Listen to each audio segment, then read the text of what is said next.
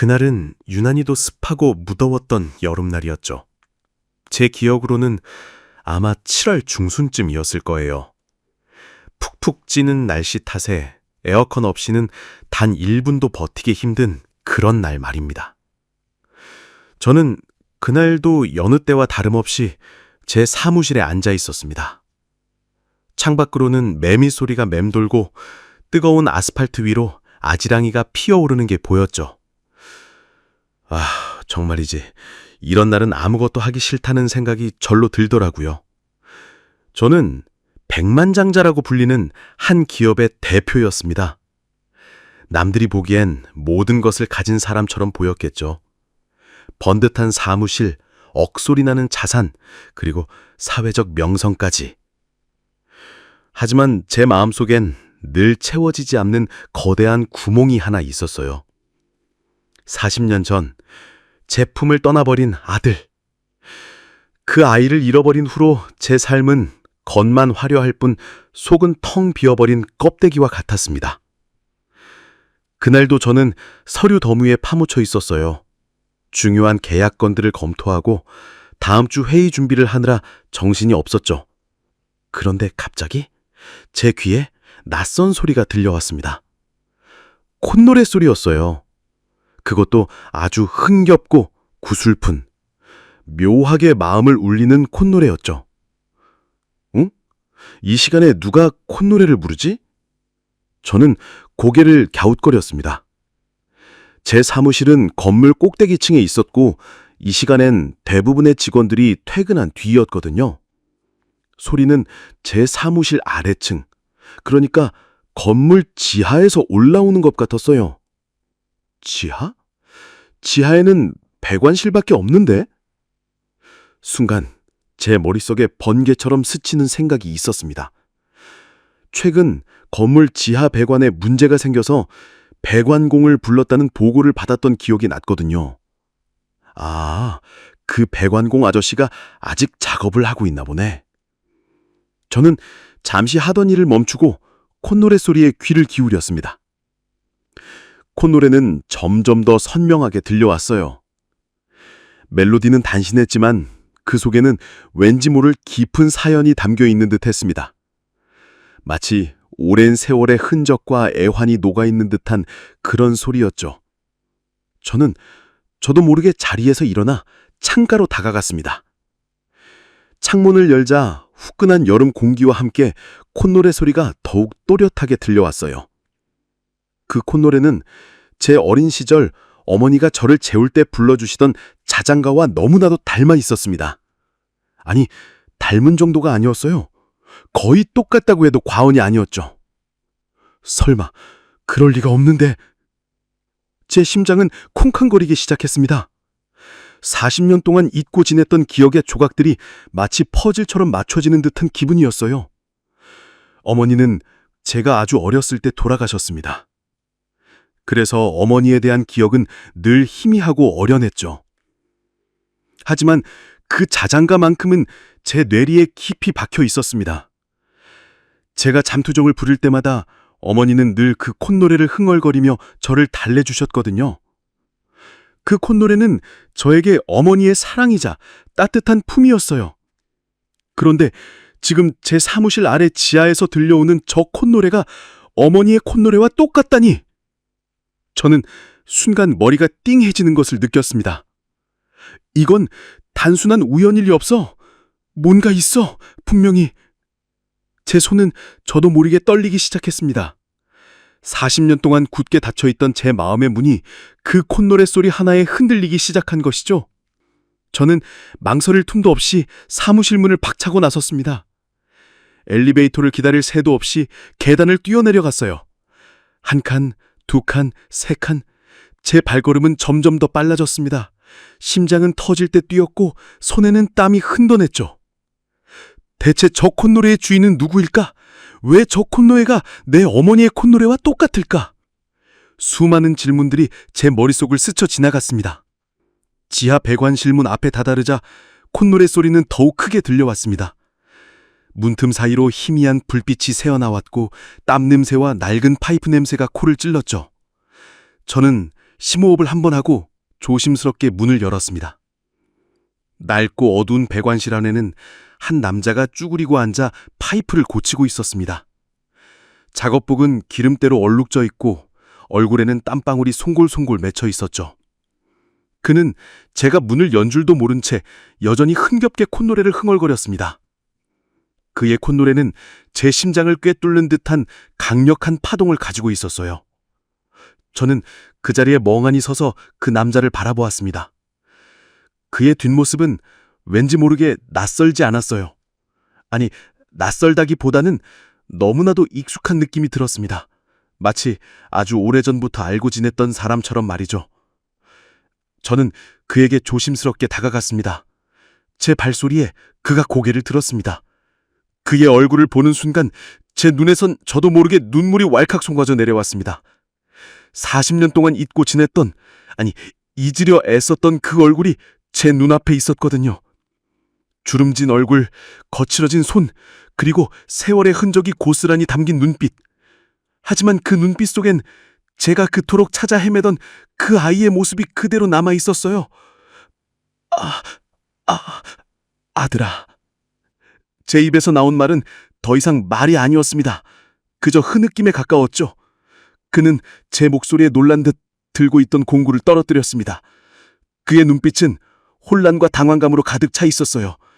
그는 저를 알아보지 못하는 듯 했습니다. 당연한 일이었죠. 40년이라는 긴 세월 동안 저는 너무나도 많이 편해버렸으니까요.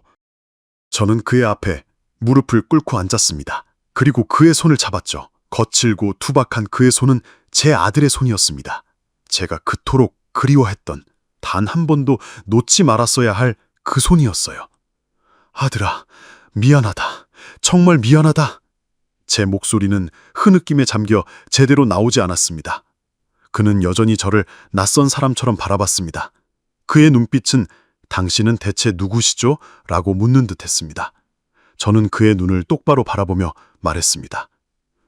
나는 너의 아버지다. 40년 전 너를 잃어버린 너의 아버지야. 그의 눈빛이 흔들리기 시작했습니다. 혼란스러움과 함께 희미한 빛이 스쳐 지나갔죠. 그는 제 얼굴을 자세히 들여다봤습니다. 그리고는 천천히, 아주 천천히 제 얼굴을 만졌습니다. 그의 손끝에서 느껴지는 온기는 제 심장을 따뜻하게 감쌌습니다. 아버지? 그의 입에서 나온 그 한마디는 제 심장을 갈기갈기 찢어놓는 듯 했습니다. 40년 동안 듣고 싶었던 그 한마디를 듣는 순간 저는 더 이상 참을 수 없었습니다. 저는 그를 와락 끌어안고 목 놓아 울었습니다. 뜨거운 눈물이 그의 어깨를 적셨고 제 울음소리는 낡은 배관실 안에 가득 울려 퍼졌습니다. 그는 처음에는 당황한 듯 가만히 있었지만 이내 저를 마주 안았습니다. 그의 품은 낯설었지만 왠지 모르게 편안했습니다. 마치 40년 동안 헤매던 길을 걷다가 드디어 집에 도착한 듯한 그런 기분이었죠.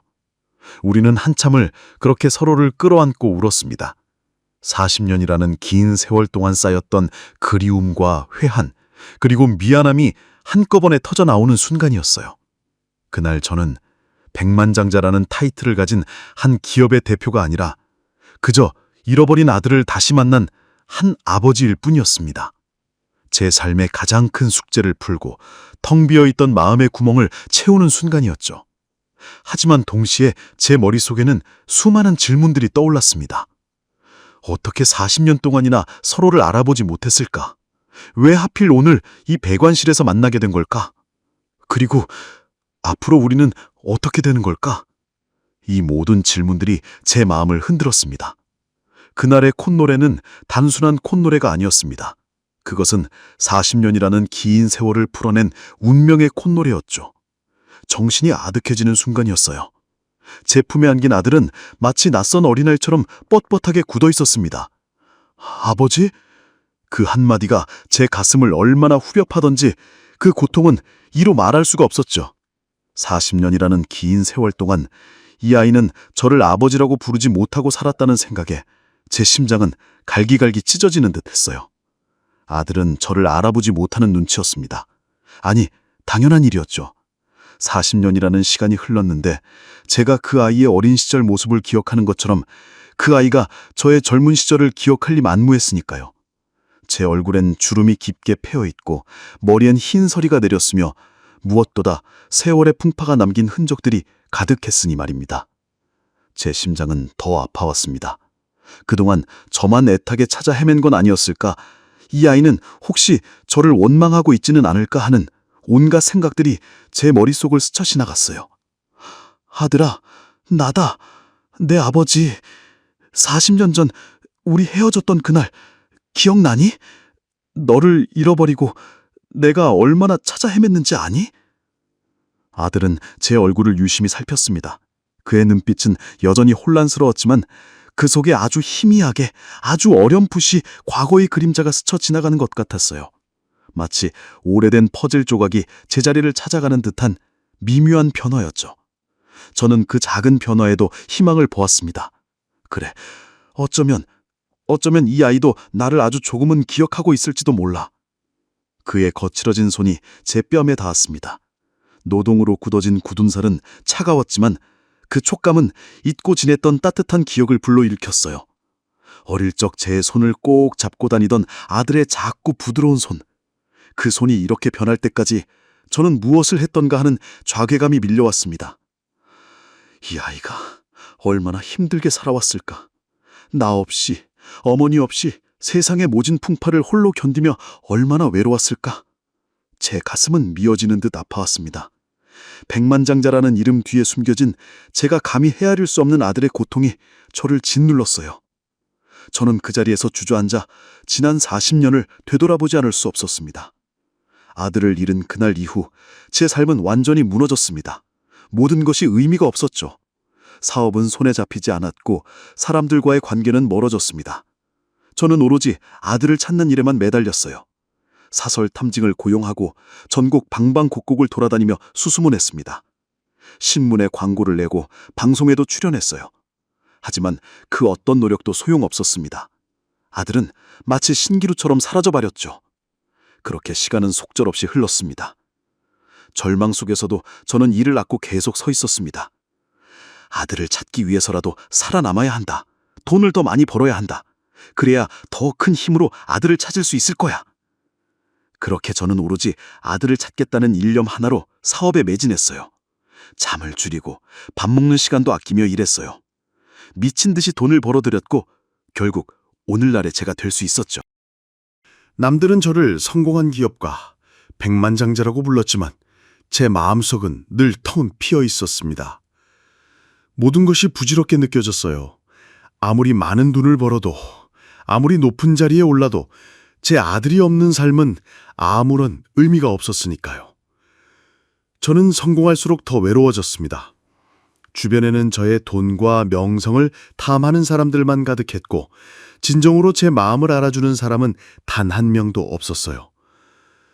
밤늦게 넓은 집으로 돌아오면 제게는 텅 빈 공간만이 저를 맞이했죠. 따뜻한 온기 대신 차가운 정막만이 감돌았습니다. 저는 가끔 생각했어요. 내가 이렇게 열심히 살고 있는 게 대체 무슨 소용이 있을까? 내가 이 모든 부를 이룬들 아들이 없는데 대체 누구를 위한 성공이란 말인가? 그런 생각이 들 때마다 저는 술에 의존했습니다. 술에 취해 잠이 들면 잠시나마 아들에 대한 그리움을 잊을 수 있었으니까요. 하지만 아들은 달랐습니다. 그의 작업복은 기름때로 얼룩져 있었고 손은 거칠게 변해 있었으며 얼굴에는 고단함이 그대로 묻어 있었습니다. 그가 부르는 콧노래는 어딘지 모르게 구슬펐어요. 마치 지난 세월의 아픔을 노래하는 듯한 그런 소리였죠. 저는 그가 어떤 삶을 살아왔을지 굳이 묻지 않아도 알 수 있었습니다. 배관공, 힘든 육체 노동을 하며 하루하루를 힘들게 살아왔을 것이 분명했어요.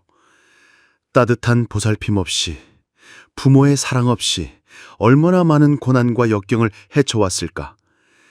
그의 어깨에 짊어진 삶의 무게가 제 눈에 선명하게 보였습니다. 아버지, 정말 제 아버지세요? 그의 목소리는 여전히 의심으로 가득 차 있었습니다. 40년 만에 만난 아버지를 쉽사리 믿을 수 없었겠죠. 어쩌면 그에게는 이미 다른 부모님이 계실 수도 있다는 생각에 제 마음이 또 한 번 철렁했습니다. 저는 그의 손을 잡고 조심스럽게 물었습니다. 그래 아들아, 내가 네 아버지다. 너는 어디서 어떻게 지냈니? 그동안 무슨 일이 있었던 거니? 그는 잠시 망설이는 듯 했습니다. 어쩌면 그에게는 말하기 힘든 아픈 기억들이 많을지도 모른다는 생각에 제 마음이 먹먹해졌어요. 저는 그의 손을 더 꽉 잡았습니다. 아들아, 괜찮다. 괜찮아. 이제 아버지가 여기에 있으니 다 괜찮아질 거야. 그동안 얼마나 힘들었니? 얼마나 외로웠어? 그는 결국 참던 눈물을 터뜨렸습니다.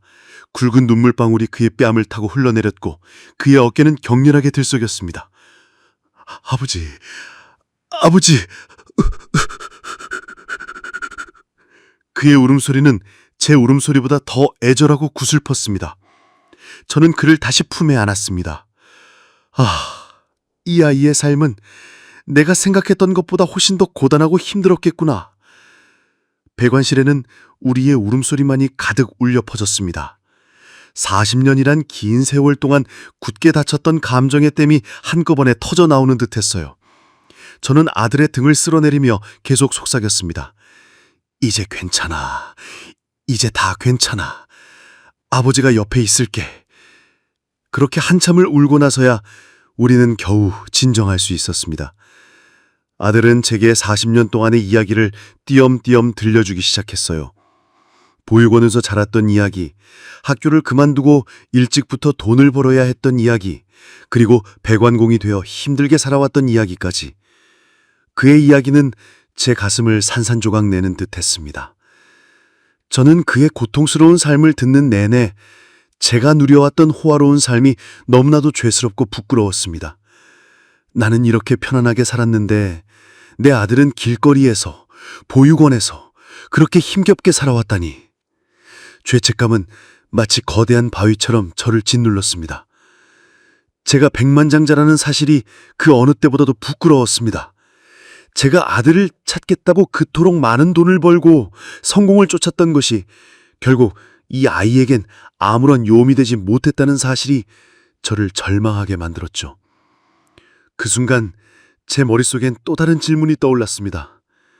왜 하필 오늘 이 배관실에서 만나게 된 걸까? 40년이라는 세월 동안 수많은 노력을 했지만 찾지 못했던 아들을 왜 이렇게 우연히, 그것도 가장 비참한 모습으로 만나게 된 걸까? 이 우연인지 운명인지 모를 만남은 제게 큰 고통이자 동시에 감당할 수 없는 혼란을 안겨주었습니다. 40년의 고통이 끝나는 줄 알았는데 이제 더 크고 복잡한 고통이 시작되는 것만 같았어요. 이 모든 것이 정말 꿈이 아닐까 하는 생각마저 들었습니다. 배관실에서 아들과 얼싸안고 한참을 울고 난 뒤 저는 그제야 정신을 차릴 수 있었습니다. 아들의 얼굴은 눈물과 땀과 기름때로 범벅되어 있었지만 제 눈에는 세상 누구보다도 소중한 존재로 보였습니다.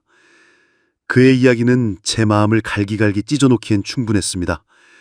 보육원에서 자라며 느꼈을 외로움, 학업을 포기하고 일찍이 생활전선에 뛰어들어야 했던 고통, 그리고 고된 배관공일로 얻은 고단함, 그 모든 것이 제겐 감당하기 힘든 무게로 다가왔습니다. 저는 아들의 손을 잡고 조심스럽게 물었습니다. 아들아, 이제 아버지가 있으니 너는 더 이상 고생하지 않아도 된단다. 이리로 와라. 아버지 집에 가서 우선 깨끗하게 씻고 따뜻한 밥이라도 한 끼 먹자. 아들은 제 제안에 잠시 망설이는 듯했습니다.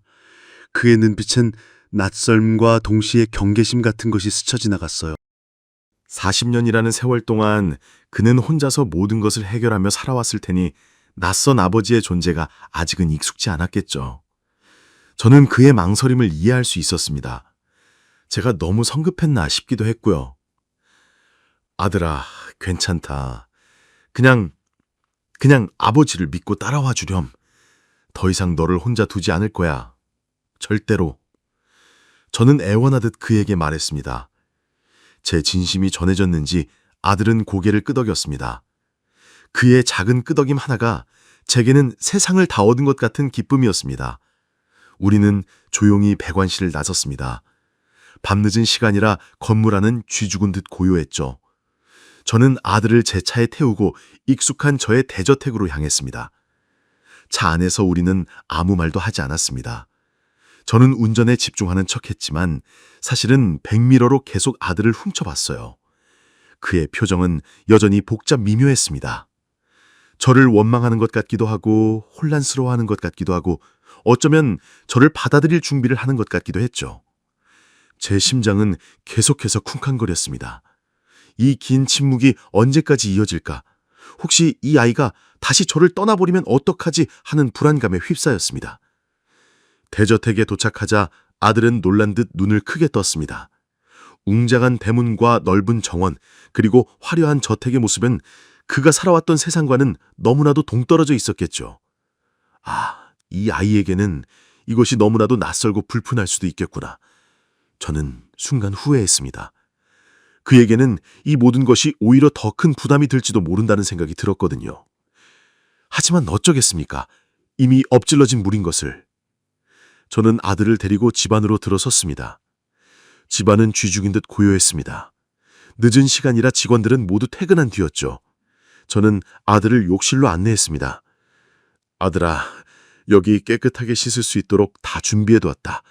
따뜻한 물로 피로를 풀고 편하게 쉬렴. 아들이 욕실로 들어간 뒤 저는 거실 소파에 주저앉았습니다. 온몸에 힘이 쭉 빠지는 것 같았어요. 40년이라는 세월 동안 억눌러 왔던 감정들이 한꺼번에 터져나오면서 저는 완전히 지쳐버렸습니다.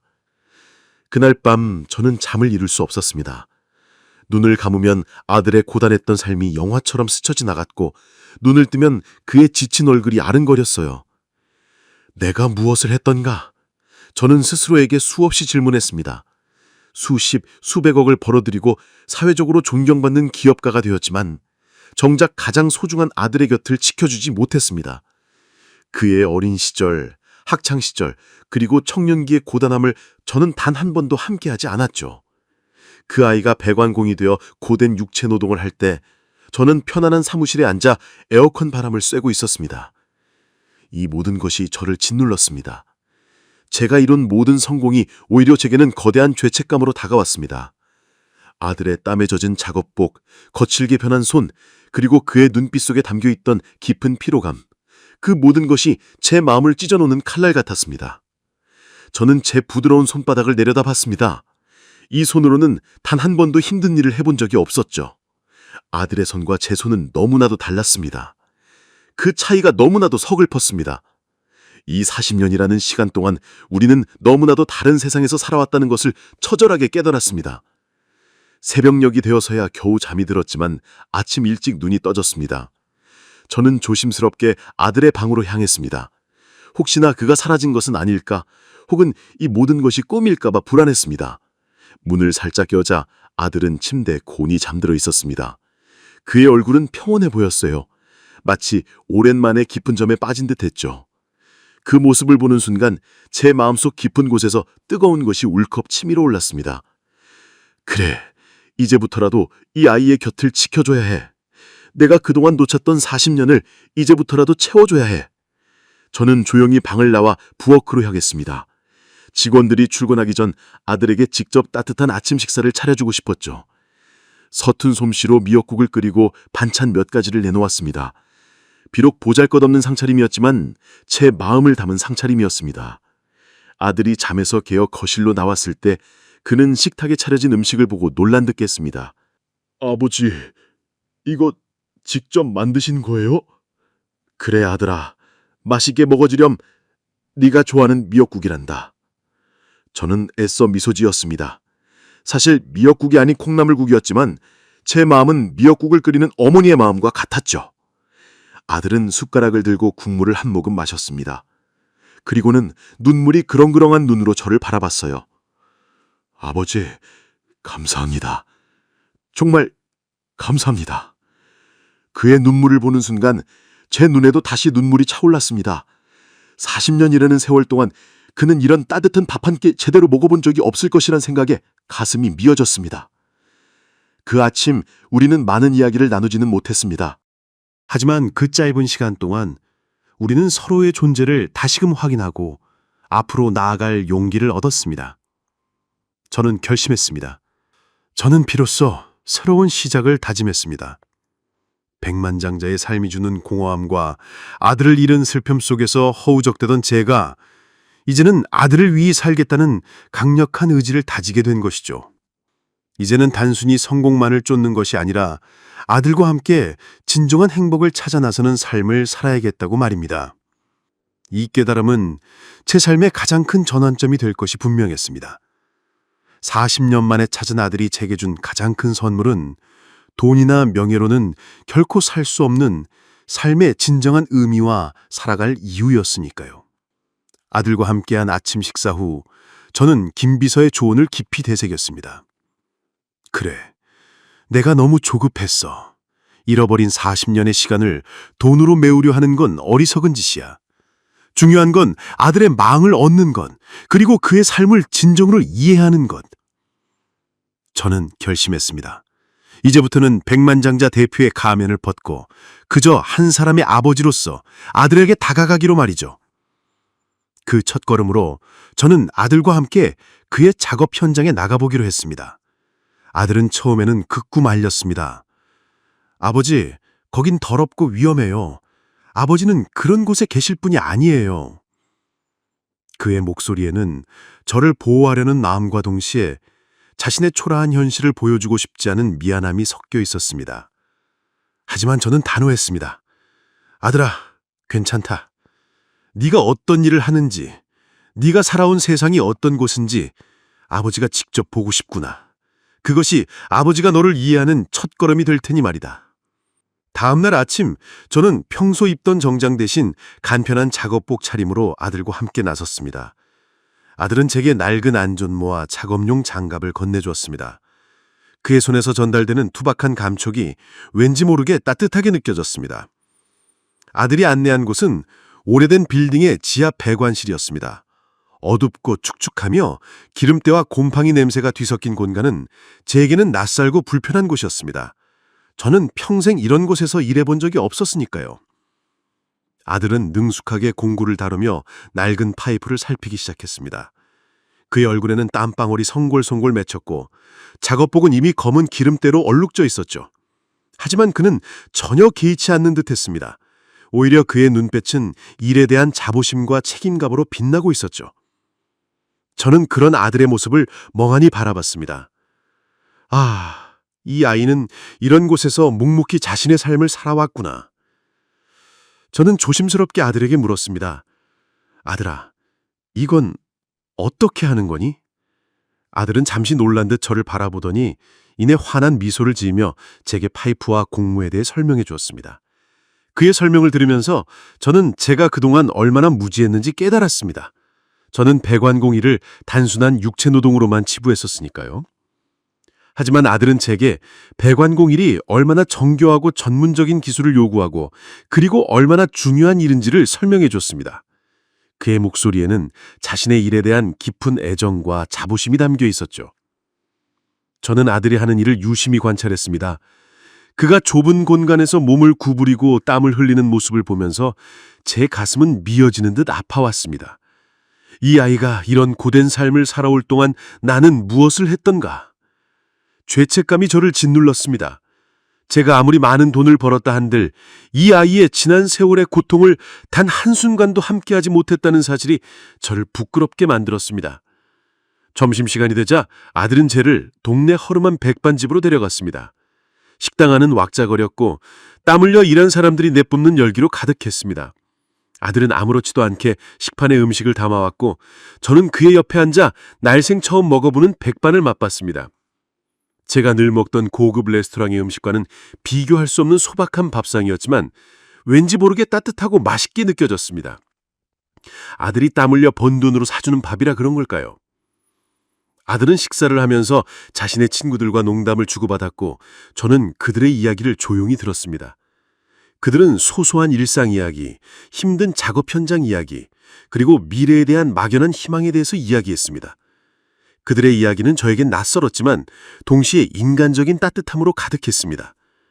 저는 그 속에서 아들이 지난 40년 동안 어떤 세상에서 살아왔는지 조금이나마 엿볼 수 있었습니다. 그날 이후로 저는 틈이 날 때마다 아들의 작업 현장을 찾아갔습니다. 때로는 묵묵히 그의 작업을 지켜보기도 하고 때로는 그가 필요로 하는 공구를 건네주기도 했습니다. 서툰 솜씨로 아들에게 물통을 가져다 주려고 땀을 닦아주려고 애썼죠. 처음에는 어색하고 서툴렀지만 아들은 점차 저를 편안하게 받아들이기 시작했습니다. 물론 시행착오도 많았습니다. 한 번은 제가 무심코 이런 힘든 일은 이제 그만하고 아버지 회사에서 편하게 일하면 어떻겠니? 라고 말했다가 아들의 얼굴에서 미소가 사라지는 것을 본 적도 있었어요. 그는 차분하지만 단호하게 말했습니다. 아버지, 저는 제 일이 좋아요. 힘들지만 제가 직접 땀 흘려 돈을 벌고 제 기술로 사람들을 돕는다는 것에 보람을 느껴요. 아버지 덕분에 편해질 수 있겠지만 저는 지금의 제 삶이 좋아요. 저는 아들의 말에 큰 깨달음을 얻었습니다. 제가 생각하는 편안함과 행복이 아들에게는 전혀 다른 의미일 수 있다는 것을요. 제가 그의 삶을 존중한다고 말로는 했지만 여전히 제 방식대로 그를 바꾸려 했던 것이죠. 저는 진심으로 아들에게 사과했습니다. 미안하다, 아들아. 아버지가 아직 너를 다 이해하지 못했구나. 네가 네 일을 사랑한다니. 아버지는 네 결정을 존중한단다. 아들은 제 사과에 빙긋 웃으며 괜찮아요, 아버지, 라고 말했습니다. 그 순간 우리 사이에 존재했던 보이지 않는 벽이 조금 더 허물어지는 것을 느꼈습니다. 저는 김 비서에게도 수시로 조언을 구했습니다. 대표님, 아드님께 너무 많은 질문을 하지 마세요. 그저 옆에서 묵묵히 지켜봐 주시는 것만으로도 충분할 겁니다. 그리고 아드님이 먼저 이야기를 꺼낼 때까지 기다려 주세요. 그녀의 조언은 늘 저의 조급한 마음을 다스려 주었습니다. 아들이 제 대저택에서 지내는 것에 익숙해지도록 노력하는 것도 저의 치밀한 계획 중 하나였습니다. 저는 그에게 억지로 고급스러운 식사를 강요하지 않았고 그가 원할 때는 언제든 그의 친구들을 초대해 함께 어울릴 수 있도록 배려했습니다. 주말에는 함께 집 근처 작은 공원에 나가 산책을 하기도 하고 아들이 좋아하는 영화를 함께 보기도 했습니다. 평범한 일상 속에서 우리는 조금씩 서로에게 스며들었습니다. 어느 날 저녁, 아들은 제게 자신의 어린 시절 사진 몇 장을 보여주었습니다. 낡고 바랜 사진 속에는 해맑게 웃고 있는 어린 아들의 모습이 담겨 있었습니다. 그 사진을 보는 순간 제 눈에선 다시금 눈물이 왈칵 쏟아져 내렸습니다. 40년 동안 단 한 번도 보지 못했던 아들의 어린 시절 모습. 저는 그 사진들을 품에 안고 한참 동안 울었습니다. 아들은 말없이 제 옆에 앉아 제 등을 토닥여 주었습니다. 그의 손길에서 저는 진정한 위로와 사랑을 느꼈습니다. 이 모든 과정은 쉽지 않았습니다. 40년이라는 시간의 간격은 너무나도 컸고 서로 다른 삶을 살아온 두 사람이 한 가족이 되는 과정은 수많은 시행착오를 동반했습니다. 하지만 저는 포기하지 않았습니다.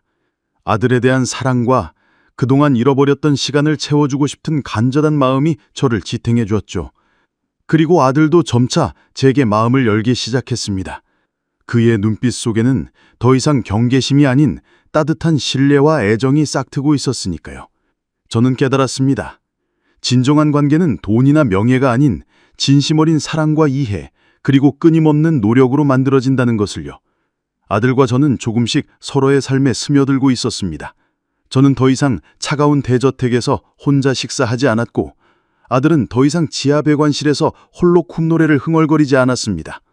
함께 밥을 먹고 함께 산책하고 함께 영화를 보는 일상이 우리의 관계를 단단히 다져주었죠. 아들은 제게 자신의 어린 시절 이야기, 보육원에서의 생활, 그리고 배관공이 되기까지의 고된 과정을 솔직하게 털어놓았습니다. 그의 이야기는 제 마음속 깊이 박힌 죄책감을 더욱 키웠지만 동시에 그 아이를 향한 제 사랑을 더욱 굳건하게 만들었습니다. 하지만 제 마음속 한 구석에는 여전히 해결되지 않은 문제가 남아 있었는데 바로 아들의 존재를 외부에 알리지 못하고 있다는 사실이었죠. 저는 백만장자 기업의 대표였고 저의 삶은 언제나 세상의 이목을 받았습니다. 그런 제가 40년 만에 찾은 아들을 숨긴다는 것은 저 스스로가 또 다른 죄책감을 만들어내는 일과 같았죠. 아들이 이 모든 부와 명예를 누릴 자격이 있음에도 불구하고 여전히 숨겨진 존재로 남아있게 하는 것은 아버지로서 제가 할 도리가 아니라고 생각했어요. 무엇보다 이 아이에게 정당한 자리와 존재를 찾아주고 싶었습니다. 저는 김비서에게 이 고민을 털어놓았습니다. 김비서, 나는 아들을 세상에 당당히 소개하고 싶네. 그 아이가 더 이상 그림자처럼 살게 하고 싶지 않아. 하지만 어떻게 할까? 갑자기 나타난 아들을 세상 사람들이 어떻게 받아들일지 걱정이 앞서는 거인. 김비서는 제 이야기를 묵묵히 듣더니 조심스럽게 입을 열었습니다. 대표님, 쉬운 일은 아닐 겁니다. 세상은 늘 새로운 것에 호기심을 갖고 때로는 무자비하게 비난하기도 하니까요. 하지만 대표님께서 그동안 아드님을 찾기 위해 얼마나 노력하셨는지, 그리고 지금 얼마나 아드님을 사랑하시는지 그 진심은 분명 통할 겁니다. 오히려 이런 일은 대표님의 인간적인 면모를 보여줄 좋은 기회가 될 수도 있습니다. 그녀의 말에 저는 용기를 얻었습니다. 그래, 비록 세상에 비난이 쏟아진다 해도 나는 내 아들을 위해 이 모든 것을 감수할 거야. 저는 김비서와 함께 치밀한 계획을 세우기 시작했습니다. 가장 효과적이고 가장 진정성 있게 아들을 세상에 소개할 방법을 찾았죠. 며칠을 고민한 끝에 저희는 회사의 창립 50주년 기념 행사에서 아들을 정식으로 소개하기로 결정했습니다. 저의 인생과 회사의 역사를 함께 이야기하며 아들이 저에게 어떤 의미인지 솔직하게 밝히는 것이 가장 진정성 있는 방법이라고 생각했으니까요. 저는 이 계획을 아들에게 조심스럽게 꺼냈습니다. 아들아, 내게 중요한 이야기를 할 것이 있다. 이번에 아버지 회사가 창립 50주년을 맞는다. 그때 너를 세상 사람들에게 정식으로 소개하고 싶구나. 이제 더 이상 너를 숨기고 싶지 않아. 너는 내 아들이고 이 모든 것들을 함께 누릴 자격이 있단다. 아들은 제 말을 듣고 깜짝 놀란 듯했습니다. 그의 얼굴에는 당혹감과 함께 깊은 고민의 그림자가 스쳐 지나갔습니다. 아버지, 저는 그런 큰 행사에 나간 것이 너무 부담스러워요. 저는 그저 아버지 곁에서 조용히 지내고 싶어요. 사람들의 시선도 두렵고. 저는 아들의 손을 잡고 그의 눈을 지그시 바라봤습니다. 아들아, 아버지는 내가 힘들다는 것을 잘 안다.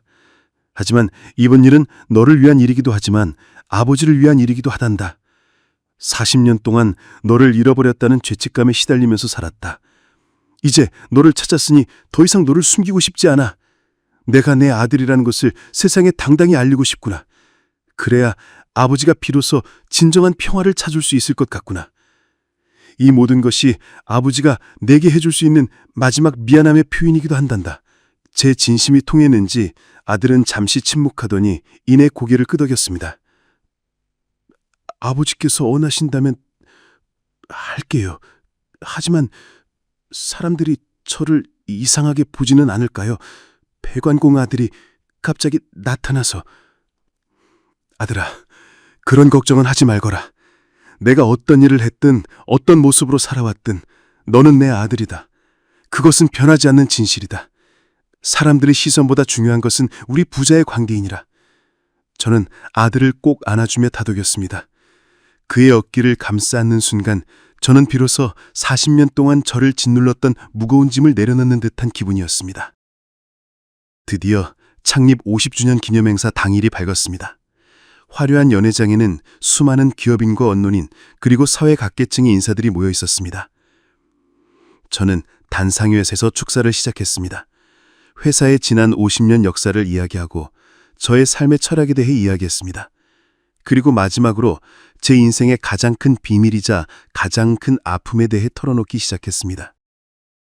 저는 오늘 이 자리에서 여러분께 제 인생의 가장 아프고도 소중한 이야기를 들려드리고자 합니다. 40년 전 저는 제 어린 아들을 잃었습니다. 그 아이를 찾기 위해 저는 지난 세월을 미친 듯이 살아왔고 오늘날에 이 자리까지 오게 되었습니다. 하지만 아무리 많은 부와 명예를 얻어도 제 마음속 깊은 곳은 늘 텅 비어 있었습니다. 저는 아들을 찾는 여정에서 수없이 좌절했고 절망했습니다. 그러나 저는 포기하지 않았습니다. 단 한순간도 제 아들을 찾는 것을 포기하지 않았습니다. 연회장 안은 쥐죽은 듯 고요했습니다. 모든 시선이 저에게 집중되었습니다. 저는 목소리를 가다듬고 말을 이어갔습니다. 그리고 얼마 전 저는 40년 만에 제 아들을 다시 만났습니다. 기적처럼, 운명처럼 제 아들은 제가 운영하는 회사의 지하 배관실에서 콧노래를 흥얼거려 일하고 있었습니다. 그 콧노래는 제 어머니가 제게 불러주시던 자장가와 똑같았고 그 콧노래는 40년이라는 긴 시간 동안의 비밀을 밝혀주었습니다. 제 말이 끝나자 연회장 안에서는 여기저기서 훌쩍이는 소리가 들렸습니다. 몇몇 사람들은 이미 눈물을 흘리고 있었죠. 저는 눈물을 애써 참으며 아들의 이름을 불렀습니다. 제 아들아, 이리로 오너라. 아들은 긴장한 듯 천천히 단상 위로 올라왔습니다. 그의 얼굴은 상기되어 있었지만 그의 눈빛은 저를 향한 깊은 신뢰와 사랑으로 가득 차 있었습니다. 저는 아들의 손을 잡고 그를 제 품에 꼭 안아주었습니다. 그리고는 마이크에 대고 다시 말했습니다. 여러분, 제 아들입니다. 제가 40년 동안 찾아 헤매던 제 모든 것과 같은 아들입니다. 연회자나는 일순간 침묵에 잠겼다가 이내 우레와 같은 박수 소리가 가득 찼습니다. 사람들은 모두 자리에서 일어나 박수를 치고 눈물을 흘리며 저희 부자를 축복했습니다. 그 순간 저는 40년 동안 저를 짓눌렀던 모든 죄책감과 슬픔 그리고 과거의 그림자들이 한꺼번에 사라지는 것을 느꼈습니다. 이것이야말로 진정한 사이다였습니다.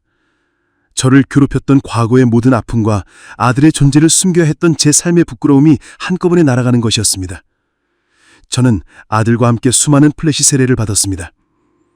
기자들은 저희 부자의 이야기에 열광했고 다음날 모든 신문과 방송은 저희 부자의 재회 소식으로 도배되었습니다. 어떤 이들은 저희 부자의 이야기에 감동했고 어떤 이들은 기적이라며 찬사를 보냈죠. 물론 부정적인 시선도 없지는 않았습니다. 갑자기 나타난 아들을 의심하는 목소리도 있었고 저의 의도를 불순하게 바라보는 시선도 있었죠. 하지만 저는 개의치 않았습니다.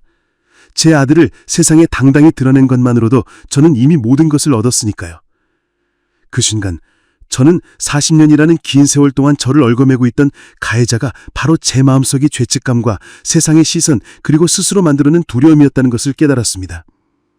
그리고 오늘 저는 이 모든 가해자들을 통쾌하게 무너뜨린 것입니다. 아들과 함께 세상의 축복 속에서 당당히 설 수 있게 된 것, 그것이야말로 제가 얻은 가장 큰 복수이자 승리였습니다.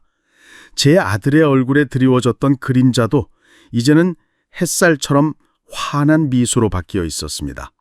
이것으로 충분했습니다. 창립 50주년 기념행사에서 아들을 세상에 공개한 그날 밤, 저는 난생 처음으로 깊고 편한 잠을 잘 수 있었습니다. 40년 동안 제 어깨를 짓눌렀던 무거운 짐이 한순간에 사라진 듯했죠. 다음 날 아침 눈을 떴을 때 제 마음은 솜털처럼 가볍고 따뜻했습니다. 거실로 나서는 제 발걸음은 마치 구름 위를 걷는 듯 가벼웠습니다. 아들은 이미 식탁에 앉아 있었습니다. 제 모습을 보자마자 그는 환하게 웃으며 "아버지, 잘 주무셨어요?" 하고 물었습니다. 그 목소리에는 이제 더 이상 어색함이나 경계심이 없었습니다. 오직 저를 향한 깊은 애정과 편안함만이 가득했죠.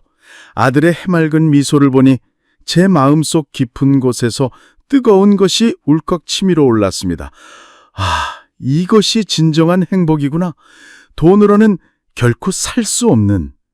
그날 아침 식사는 그 어느 때보다도 따뜻하고 소중했습니다. 우리는 전날의 행사에 대해 이야기하며 웃고 떠들었죠. 아들은 사람들 앞에서 자신을 아들이라고 공개한 제 용기에 감동했다고 말했습니다. "아버지, 사실 저 너무 떨렸어요. 다리가 후들거려서 제대로 서 있을 수도 없었죠. 하지만 아버지께서 제 손을 잡아주셨을 때, 그리고 제가 아버지의 아들이라고 말씀해 주셨을 때 세상의 모든 두려움이 사라지는 것 같았어요. 정말 감사해요, 아버지." 아들의 진심 어린 말에 저는 또다시 눈물을 쏟고 말았습니다. 40년이라는 긴 세월 동안 이 아이는 그 누구에게도 의지하지 못하고 홀로 서야 했겠죠. 그의 마음속에 얼마나 많은 두려움과 불안감이 있었을까요? 하지만 이제 그 모든 두려움이 사라졌다니 아버지로서 이보다 더 큰 행복이 있을까요? 아들아, 아버지가 더 고맙구나. 네가 아버지를 받아들여주고 함께 해줘서 아버지가 비로소 진정한 삶의 의미를 찾았단다. 제 목소리는 감격에 겨워 떨렸습니다. 그날 이후 저희 부자의 관계는 더욱 깊어졌습니다. 아들은 더 이상 제게 자신의 삶을 숨기지 않았습니다. 그는 제게 자신의 꿈을 이야기했고 과거의 아픔도 솔직하게 털어놓았죠. 보육원 시절 친구들에게 놀림을 받았던 이야기, 배관공의를 하면서 겪었던 서러움과 보람, 그의 이야기는 제게 세상의 다양한 면모를 보여주었고 제가 그동안 얼마나 좁은 세상에서 살아왔는지 깨닫게 해주었습니다. 저는 아들의 삶을 진정으로 이해하기 위해 노력했습니다. 더 이상 그에게 제 방식대로 살라고 강요하지 않았죠. 아들은 여전히 배관공의를 하는 것을 좋아했습니다. 힘들지만 자신의 기술로 사람들을 돕는다는 것에 큰 보람을 느낀다고 했습니다. 저는 그의 결정을 존중했습니다. 오히려 그의 직업에 대한 자부심을 보며 큰 깨달음을 얻었습니다. 진정한 가치는 돈이나 사회적 지위가 아니라 자신이 하는 일에 대한 사랑과 보람에서 오는 것이구나. 제 삶의 우선순위도 완전히 바뀌었습니다. 예전에는 오로지 회사와 돈벌이에만 매달렸던 제가 이제는 아들과 함께하는 시간을 가장 소중하게 생각했습니다. 중요한 회의나 계약이 없는 날이면 저는 아들과 함께 배관 현장에 나가 그를 돕기도 하고 그의 친구들과 함께 식사를 하기도 했습니다. 그의 친구들은 처음에는 저를 어려워했지만 점차 저를 편안하게 대하기 시작했습니다. 그들과 함께 땀 흘리고 웃으며 보내는 시간은 제게 잊고 지냈던 소박한 행복을 안겨주었습니다. 저는 아들을 통해 진정한 삶의 의미를 발견했습니다. 돈과 성공은 그저 수단일 뿐, 진정한 행복은 사랑하는 사람들과 함께하고 그들의 삶을 이해하며 그들의 성장을 지켜보는 데 있다는 것을 깨달았죠. 저는 40년 동안 저를 괴롭혔던 백만장자의 공허함에서 벗어나 비로소 행복한 아버지가 될 수 있었습니다. 이것이야말로 제가 얻은 가장 값진 깨달음이었습니다. 어느 날 저녁, 아들은 제게 조용히 물었습니다. 아버지, 저는 어릴 때부터 엄마 아빠가 없어서 늘 외로웠어요. 왜 저만 이렇게 힘들게 살아야 하나? 원망도 많이 했죠. 그런데 이제 아버지를 만나고 나니까 그 모든 시간이 헛된 것이 아니었다는 생각이 들어요. 그 모든 아픔이 아버지를 만날 수 있게 해준 과정이었구나 하고요. 아들의 말에 저는 가슴이 뭉클했습니다. 그는 저를 원망하기는커녕 오히려 자신의 아픔을 통해 저와의 만남을 의미 있는 것으로 승화시키고 있었죠. 이것이야말로 진정한 화해였습니다. 아들은 과거의 아픔과 화해했고 저는 스스로에 대한 죄책감과 화해했습니다. 우리는 서로의 아픔을 보듬어주며 비로소 온전한 가족이 될 수 있었습니다. 저는 아들의 손을 잡고 말했습니다. 아들아, 네가 그렇게 생각해주니 아버지는 정말 고맙구나. 아버지는 지난 40년 동안 너를 찾지 못했다는 자책감에 시달리며 살았다. 하지만 이제 너를 만났으니 그 모든 고통이 눈 녹듯 사라지는 것 같구나. 이 모든 것이 다 너 덕분이란다. 아들은 제 품에 안겨왔습니다. 그의 따뜻한 온기가 제 몸을 감쌌고 저는 그 속에서 평생 찾아 헤매던 안식처를 찾았습니다. 더 이상 넓은 저택은 차갑고 공허한 공간이 아니었습니다. 아들의 온기 덕분에 그것은 비로소 따뜻한 집이 되었습니다. 우리는 함께 잃어버린 시간을 채워나가며 하루하루를 소중하게 보냈습니다. 때로는 과거의 아픔을 이야기하며 눈물을 흘리기도 했지만 그 눈물은 더 이상 슬픔의 눈물이 아니었습니다.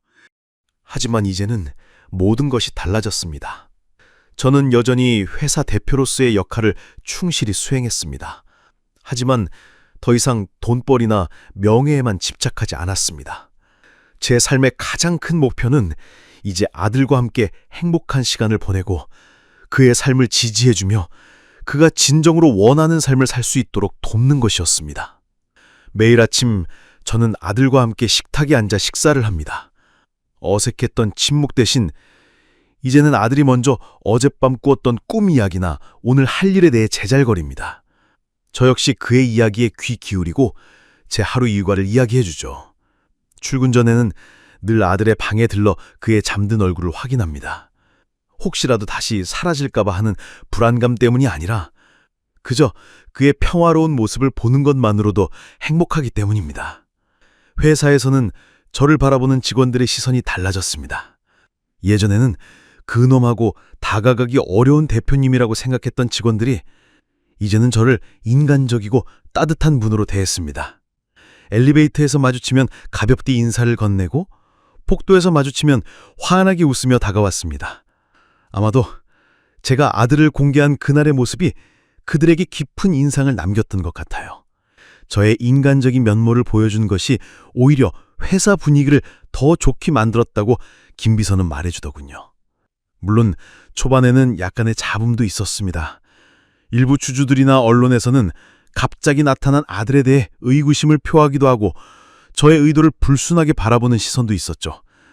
하지만 저는 개의치 않았습니다. 시간이 지나면서 제 진심이 통했는지 그런 부정적인 시선들은 차츰 사라졌습니다. 오히려 저희 부자의 이야기는 많은 사람들에게 감동과 희망을 선사하는 미담으로 알려지게 되었습니다. 백만장자의 눈물이라는 제목으로 저의 이야기가 신문과 방송에 보도될 때마다 저는 가슴이 뭉클했습니다. 아들은 여전히 배관공 일을 계속하고 있습니다. 저는 그에게 회사 경영을 맡아보라고 제안한 적도 있었지만 그는 자신의 일이 더 좋다고 했습니다. 아버지, 저는 제 기술로 사람들을 돕는 것이 좋아요. 돈도 중요하지만 제가 직접 땀 흘려 일해서 얻는 보람은 정말 값지거든요.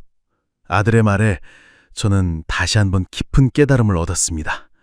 저는 그의 결정을 존중했습니다.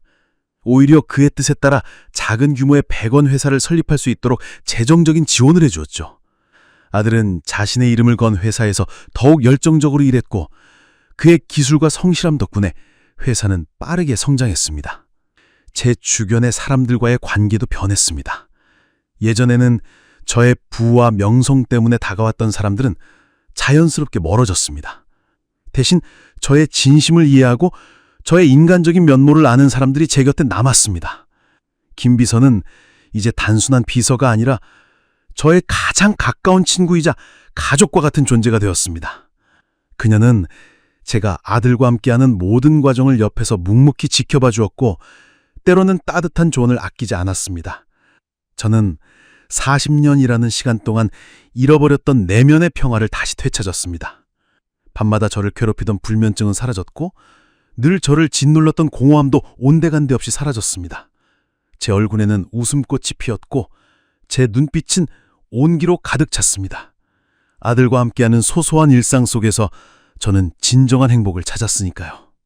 가끔 아들은 저에게 말합니다.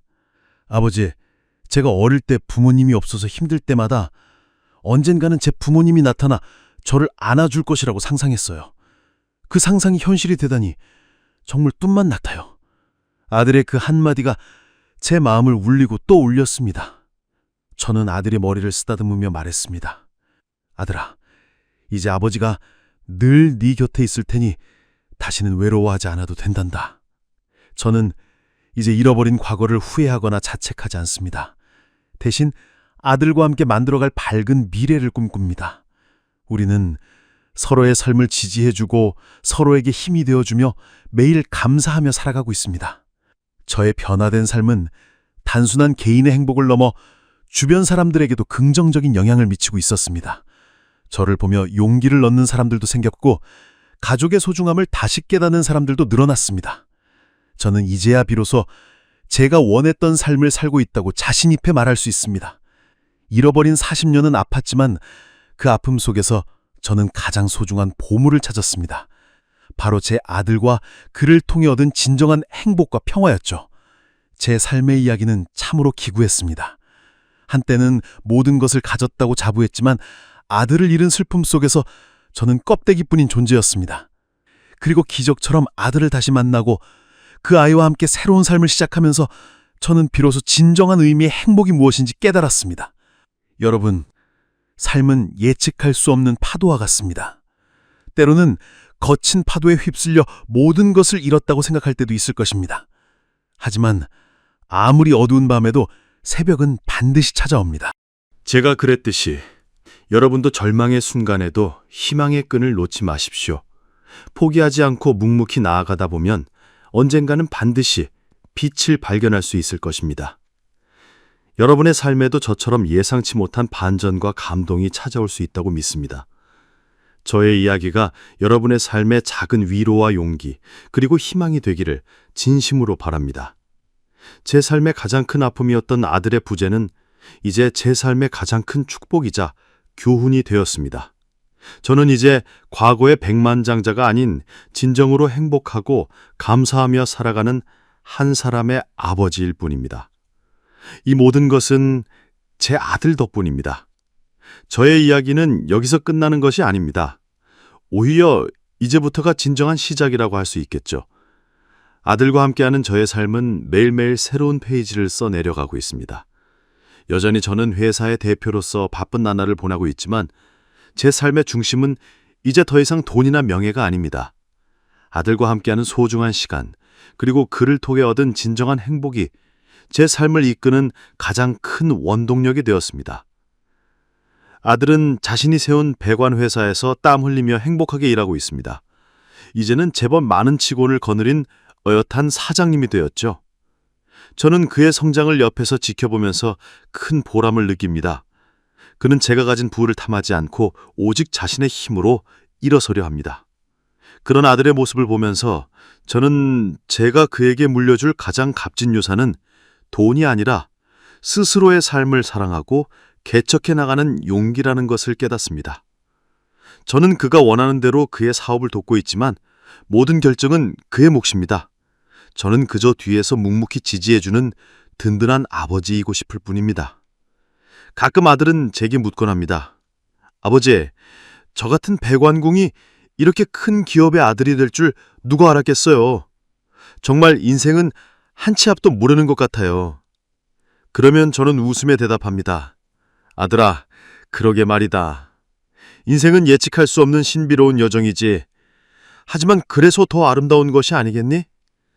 우리의 만남처럼 말이다. 우리는 주말이면 함께 공원을 산책하거나 아들이 어릴 적 살던 동네를 찾아가 옛 추억을 더듬기도 합니다. 때로는 낡고 허름한 식당에서 함께 국밥을 먹으며 소박한 행복을 느끼고, 때로는 넓은 저택에서 단둘이 조용히 차를 마시며 깊은 이야기를 나눕니다. 이 모든 순간들이 제게는 더없이 소중합니다. 40년이라는 긴 세월 동안 잃어버렸던 평범한 일상의 행복을 아들과 함께 다시 찾아가고 있는 것이니까요. 이제 저는 더 이상 과거에 얽매이지 않습니다. 아들을 잃었던 아픔도, 그를 찾아 헤맸던 고통도 이제는 우리 부자의 단단한 유대감을 만들어준 소중한 경험이 되었습니다. 저는 미래를 향해 나아갈 다짐을 합니다. 앞으로 남은 시간 동안 아들과 함께 더욱 많은 추억을 만들고 서로에게 힘이 되어주며 진정한 사랑과 감사함 속에서 살아가고 싶습니다. 제 삶은 이제 텅 빈 성공이 아닌 사랑으로 가득 찬 충만한 삶이 되었습니다. 여러분은 어떤 삶을 살고 계신가요? 혹시 여러분의 마음속에도 저처럼 채워지지 않는 구멍이 있지는 않으신가요? 어쩌면 여러분의 삶 속에도 저의 콧노래처럼 예상치 못한 순간에 찾아와 인생의 방향을 바꿔놓을 작은 기적들이 숨어 있을지도 모릅니다. 그 기적을 발견하기 위해 혹시 모를 콧노래 소리에 잠시 귀 기울여 보는 것은 어떨까요? 여러분의 삶에도 저와 같은 따뜻한 반전과 감동이 가득하기를 진심으로 바랍니다. 이야기는 여기서 맺지만 우리의 삶은 언제나 현재 진행형이니까요. 감사합니다.